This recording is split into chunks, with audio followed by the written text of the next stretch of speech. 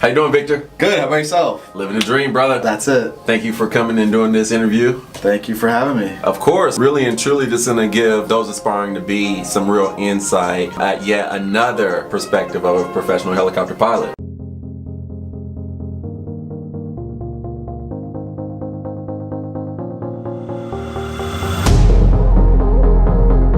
You want to give us a brief description of you and your profile? My name is Victor. I'm 23 years old. I'm from Brazil. I'm a commercial helicopter pilot, so I have a little bit of experience in Robinsons, MD products, AStars. I do a little bit of drone operations. Sitting at about 2,400 hours. Been flying for about 5 years now. Have experience flying over water, major cities, mountains. A little bit of everything right now. My resume is getting a little bit diversified. That's sweet. So you've flown the R22, correct? Yep. R22, R44. Have about 40 hours in the R66. Flew the MD500 on tuna boats. Right. Flew that for about 850 hours. Right.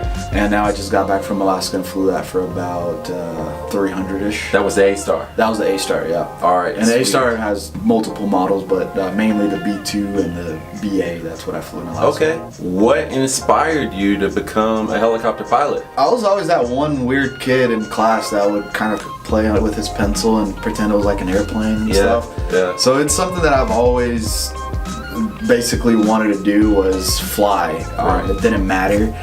But the reason why I chose helicopters instead of airplanes is just my dad found prestige helicopters. Mm-hmm. He took me to my first discovery flight, basically the first lesson to discover yourself and see if that's really what you wanted to do. Mm-hmm. And I fell in love with it since day one, so here I am. And if you guys want to become a pilot, either fixed wing or helicopter, you can look at your local flight schools and they offer what they call a discovery flight. And it's basically a demo. It's a little cheaper than a helicopter or a pilot lesson. It usually includes fuel and instructor. Basically, you can get in the air for a little over $100. So you've already told us why you've chose helos instead of airplanes. It was basically convenient. Your dad got you started on that path. Exactly. He was just trying to get me out to do something. I was a junior in high school, and right. I already had told him that college is not what I wanted to do. Mm-hmm. So he already knew that I wanted a different alternative, and he knew I was passionate about aviation, so he kind of took the initiative of, here, let's go try this. Right. Do you have any other family ties to aviation, or did you have any one in your network that was aviation oriented before you actually came into aviation? Nope, I'm the first one in the family. Nice, yeah. Nice. First breaking through that barrier. Yeah, hopefully the first of many. Your dad took you to Prestige Helicopter and you got the Discovery there and you liked it. Yep. And you decided to continue on with it. Describe your training experience. Like, how long did it take you to get your private? So my private, it took me around, I would say about 6 to 7 months. Mm-hmm. It's all about how much money you have at first. Right. Of course, we didn't have, $20,000 just kind of put into flight training. That's so right. It was kind of like pay as you go. Right. So I would go every week and do an hour or two if we had, that extra money. I've seen somebody do their private in 2 months. They just had that money and they focused 100% on school. So oh yeah, it could be a lot faster. I know someone that owns a helicopter company and he told me it took him 7 years to get his private. So it's all about money and how you choose to do it, and not everybody has the money up front, right? Yeah. What were some initial obstacles when you started training, let's say in your private? So the hardest thing about flying, I guess in general, is just kind of learning how to talk to tower. It's basically a different language. Flying helicopters, your biggest challenge is going to be to hover. That's everybody's biggest challenge to learn, is just how to keep it still. Right. Because it just kind of wants to go everywhere. Yeah. You have 3 controls that you're having to That's right. monitor. That's right. Every time you do something to one, you got to make an adjustment to the other, right? Exactly. What about your commercial? How long did it take you to do your commercial? So my commercial, from 0 hours all the way to my commercial, it took me max about 1 year and 9 months. About 13 months to get your commercial. Correct. Okay. And the reason why I was faster is because once I was a private pilot, then I can just rent a helicopter and just go goof around. Right. And I met people that own their own helicopters or They were in the same boat as me, that, you know, they were a private pilot and they wanted to go out and build hours. So you just kind of start getting with those people and go fly for half off, or stuff like that. Or you meet somebody that has their own aircraft, you go fly safely, fly to a beach or a lake, you know, stuff like that. So. Right. And I'm sure you probably have been rewarded with all the relationships that you've made through the past. Oh, absolutely. Yeah. When you started training helicopters, did you have a specific job in mind? I did. So out of PDK, there's Helicopter Express. They basically do a lot of utility work out of the country. Firefighting is their niche, their biggest thing. But they also, you know, do the long lining and construction, power line constructions and stuff like that. So they were always my inspiration because they were right there beside where I was learning to fly. So yeah, utility work has always been my ultimate goal. And we won't name the company, however, you've recently been rewarded with that opportunity to do that utility work, right? Yeah, I start on the 22nd.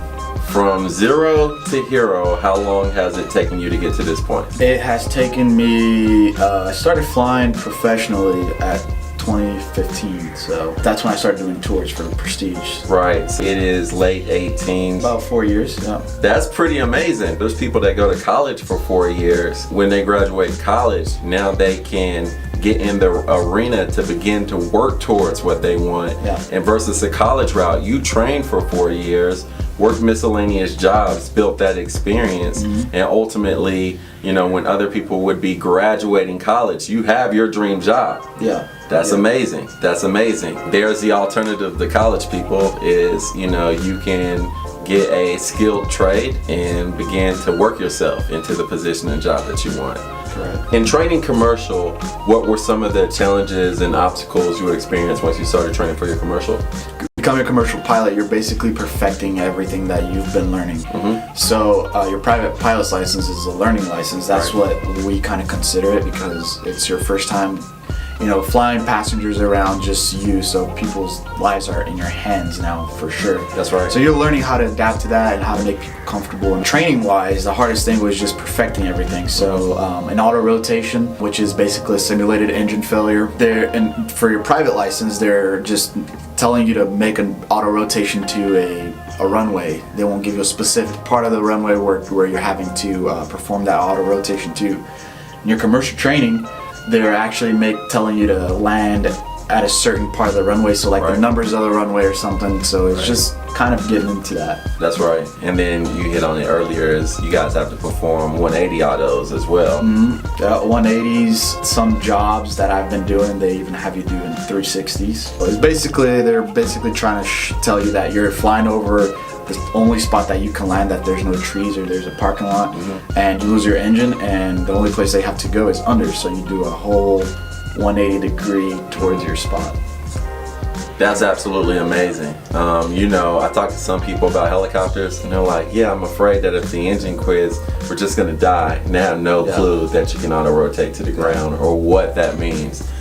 Which basically, when you auto-rotate, you can basically float or gracefully fall to the ground and then flare last minute, and kind of have like a soft landing. Yeah. So basically what happens in an auto rotation is when you lose your engine, basically your rotor system is independent. So they keep spinning, and while you're falling, basically all that air that's coming through the rotor system is keeping everything going. So it can even actually make it spin even faster than what it was when the engine was on. So you're basically gliding down like an airplane, and the best part of it is you don't need a runway. You just need a golf course or something, or a soccer field, any small space that can fit a helicopter. So basically, once you get closer to the ground, you flare to stop all that forward momentum, and you make a smooth line. What, if any, lifestyle changes have you made to support your career? Traveling. Yeah. Leaving the house. How much have you been on the road since under the heading of flying helicopters? Yeah, so the past 3 years. Wow. I had a job 2016 with Myrtle Beach. 2017 I went to the tuna boats, spent a year there, and now I just got back from Alaska, did 8 months. So the past 3 years I've kind of been going different places. And the tuna boats that was in Guam. We're basically based out of American Samoa. It's basically south of Hawaii, about 3,000 miles. Okay, sweet. How'd you like that? It was different. It's secluded. You are anywhere between 25 and 70 days out at sea at a time with minimal communication, just a little satellite phone that you can make 5-minute calls a day, send out emails. So it was a little different, but it was a great experience. I got to go a lot of time. Right. Let's talk about, so we've hit on some of your jobs. Let's talk about doing tours here in Atlanta. Describe your experience doing tours. So how long did you do tours here in Atlanta? So here in Atlanta, it's been pretty funny because it's kind of been on and off. I started doing tours here September 2015, and I did that for about maybe 6 months before I got the job in Myrtle Beach. So I went out to Myrtle Beach after that, but how long did you do tours in Myrtle Beach? I did tours in Myrtle Beach for about 6 months.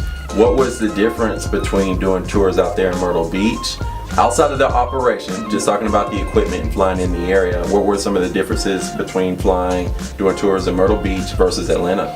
So over here in Atlanta, we have a lot of freedom because Prestige Helicopters, they basically sell a tour of like a city tour. So I can go out, do any route I want in the city, and basically modify it every time. In Myrtle Beach, we had set routes, and set times. So you'll take off, you'll do this set route that they had, and then come back to the same spot. So here you just have a lot more liberty. It's a lot more diverse, and it's funner. When you say that you're flying a direct route, what do you use as waypoints when you were flying down there in Myrtle Beach? Did you use like landmarks? Did you lose coordinates? What did you use? So since every flight of ours is VFR, it's visual, so we use landmarks.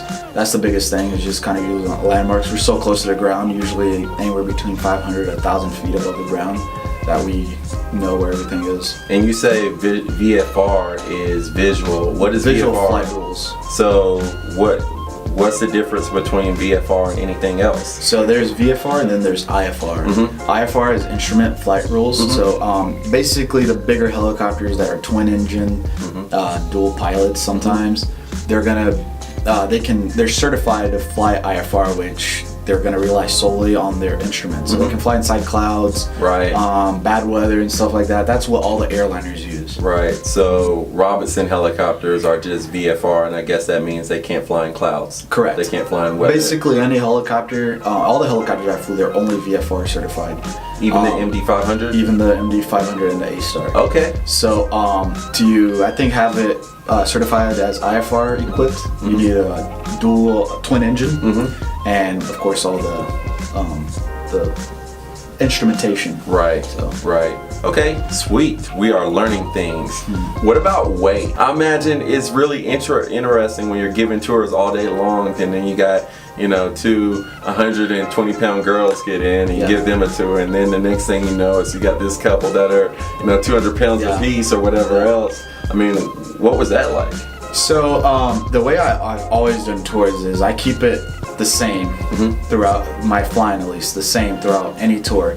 So I follow the correct takeoff profiles, just because if you're max gross or you're not max gross, if you follow that profile, the helicopter's kind of gonna fly the same. Got it. But of course, if you're flying 120-pound girls versus 3 200-pound guys, it's gonna fly different. So you're having to adjust, you're having to do a lot of things slower. You're going to stay in ground effect, which is closer to the ground a little bit more than you would if you're flying 120-pound girls. So there's a lot of adjustments that you have to do. You just have to be a lot more smooth and not as much twitchy with your movements. So being a tour pilot is a popular route for pilots to build hours, right? Correct.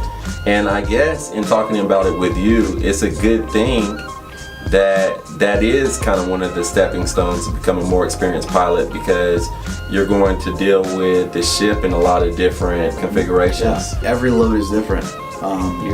Every time you go up, you're basically having to adjust. That's interesting. That's good stuff. The way that the helicopter lands, for example, the AStar kind of lands and takes off.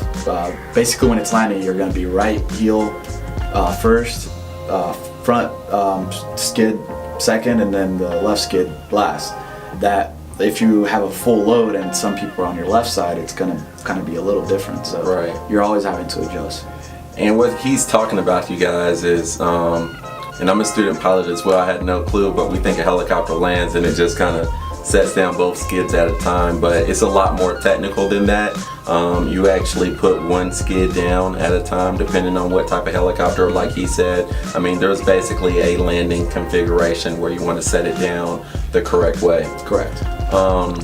What was it like going from flying the R-44 and sometimes the 66, but then going to fly the Indy 500? It's still a helicopter. It's still gonna fly the same. It's still gonna have pedals, collective, and a cyclic. Right. But the 500 has no hydraulics. Right. So it's a raw system. You can feel all the movements that the helicopter is trying to do. If the helicopter is gonna try to drift a little bit to your right, it's gonna put some force on your controls.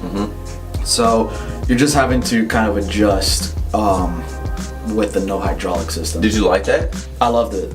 It's just because you can feel the helicopter and you're feeling everything that the helicopter is doing. Why is that the equipment of choice on fishing boats? It has a very short rotor diameter, so it can fit on top of the boat a lot more. It's a nimble helicopter. Got it. It's a helicopter that one pilot and one mechanic can do maintenance on it together. Just a lot easier to control, in my opinion. Right. And that is, how many blades are on that system? The one that I was flying is a 4-bladed system. They also have a 5-bladed and a 6-bladed system. Were there any differences from a pilot's perspective going from a 2-blade helicopter to a 4-blade helicopter? There is a few things. In the Robinson helicopter, for example, you can't. You gotta be careful with low G's. So basically, it's that sense of feeling weightless. In a fully articulated system like the 500 is, which it has more than 3 blades, you can do stuff like that. Right. So even if you get into turbulence, it's not as dangerous as it would be in a Robinson. Right. So we've talked about you flying here in Atlanta, and obviously your mission when you flew for that operation was giving tours. In Myrtle Beach, you gave tours as well, so that was your mission there, is giving tours. What was your mission when you were flying the MD 500 on the Pacific? So my main mission was to find schools of fish or anything floating in the water. Basically, when we found stuff floating in the water, it basically creates a biome or an environment to fish. So barnacles will start growing on these logs or whatever we find. The barnacles will start attracting other smaller fish. We'll start attracting bigger fishes, and then tuna will appear. Right. So was to find stuff like that. Schools of fish, of course. Tuna is a fish that when it starts to feast, it's jumping around and kind of getting out of the water. So you'll see that. You can see that from 30 miles out, from 1,200 feet. Jeez. So basically, the whole mission was just to find fish. I imagine you guys ate really fresh, good fish when you're out there too. Oh, it's so much good fresh tuna. Yeah? I would probably stay another 2 years without eating tuna. I just ate tuna. We've talked about the mission doing tours in Atlanta. We've talked about the mission giving tours in Myrtle Beach, both of them in the R-44 helicopter. Yep. We've also talked about the mission when you were in the Pacific with the MD 500, basically looking for schools of fish for the fishing boat. What was your mission when you were up in Alaska flying the AStar? We basically took people up to dog camps and glaciers. It's a 135 operation. You're taking people from point A to point B, different type of training and check rides that you got to go through for that. We just basically took groups of people up to glaciers and dog camps. Over there in Juneau, there's lots of cruise ships every day, anywhere between 2 to 6 cruise ships a day. Basically, there was a constant rotation of taking people up, bringing people down, taking people up, bringing people down. Got it. And then, of course, the dog camp, which is dog sledding. That's Alaska's main sport. Got it. Okay. So we take people up to these camps, and they'll do the dog sledding that people see on TV. What challenges and obstacles, and what are some things that you learned when you were up there in Alaska flying the AStar? The AStar is already a difficult helicopter to fly. It's just the way that it's set up, all the aerodynamics is it makes it to where it's a very squirrely machine, and it goes to say by its name. Its nickname is a squirrel. So the biggest challenge was learning to fly the helicopter because the AStar also has a clockwise rotor system, as the Robinson has a counterclockwise rotor system. So your brain is thinking opposite. That was a big challenge too to get used to, doing that. So how is that going to affect flying? Is the blade spinning in a different direction? When you're picking up, for example, when you're lifting off on the Robinson, while you're pulling power, you're having to put a little left pedal and a little bit of left cyclic. On an AStar, it's different. You're having to put right pedal and right cyclic while you're picking up. And when you say pulling power, I imagine you mean pulling up on the collective? On the collective, yeah. Which is changing the pitch and blades, which is ultimately lifting the helicopter off the ground. Correct, and it's putting all that torque on the system. So. Got it. What were some differences, after flying in Atlanta and Florida where it's super hot, and then going up there and flying in Alaska where it's super cold? The air is a lot more compact. Did you really feel the difference when flying the helicopter? You definitely do. When you're flying in really hot, humid air, the engine seems not to perform as much as we want it to, just because it's super hot. And up in Alaska, we're flying, 40, 50 degree weather, and we were still flying at sea level, so the engine was still performing as it should. Right. So it just had unlimited power. We can fill it up all the way. Right. Unlike here in Atlanta, if it was a really hot day, I wouldn't get within 100 pounds of max gross. Right. In your opinion, what are 3 key traits that it takes to be a successful helicopter pilot? 1, be calm. Be calm to where if emergency situation, wherever it happen, keep your calm and let your training kick in. Right. Say second trait would be determined. Always be determined and humble, and a good pilot is always learning. You never stop reading and trying to find out why an accident happened, because you kind of learn from that. I guess the third one will be ready to travel a lot. Don't be too home attached. This career is going to take you to a lot of different places. So just have that mind of, I'm going to be traveling some. Right, and I think that you're going to find that pretty much, they say that nothing worth having comes easy. So you got to work for something hard that is worth having, and you're going to have to perform commitment, and you're going to have to be composed enough to hold yourself together in tough situations, and you're going to have to make sacrifices in order to get ahead. So I can see that being a cross-transferable philosophy. What advice, guidance, or tips do you have for those out there that are aspiring to be either a helicopter pilot or airplane pilot, or just in aviation in general? But let's speak specifically to those who think they want to be a helicopter pilot. First, I would say that for you to find your local flight school, and not a flight school that's together with any university or anything, because those are very expensive. I know people that are $250,000 in debt because they went to those, and you having to enroll and get loans and stuff like that. So find your own, your flight school, like a Prestige Helicopters, for example. They're just a family-owned business, basically pay as you go. I'm kind of living proof as, pay as you go works out at the end. I finished it with 0 in debt.